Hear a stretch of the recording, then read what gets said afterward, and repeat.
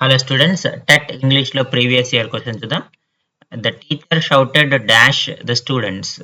So దీంట్లో మనం correct preposition, ఆ బ్లాంక్ లో కరెక్ట్ ప్రిపోజిషన్ మనం ఫైండ్ అవుట్ చేయాలి. మనకి ఆప్షన్స్ 4 ఇచ్చారు. So teacher shouted dash the students అంటే పిల్లల మీద అరుస్తోంది లేదా అరుస్తున్నాడు అనేటువంటి అర్థం వస్తుంది. సో ఇలాంటి సందర్భంలో మనము ఉపయోగించేటువంటి ప్రిపోజిషన్ ఏంటంటే at. The teacher shouted at the students. Shouted on కానీ, షౌటెడ్ బై కానీ, షౌటెడ్ టు కానీ ఇక్కడ కరెక్ట్గా రావు.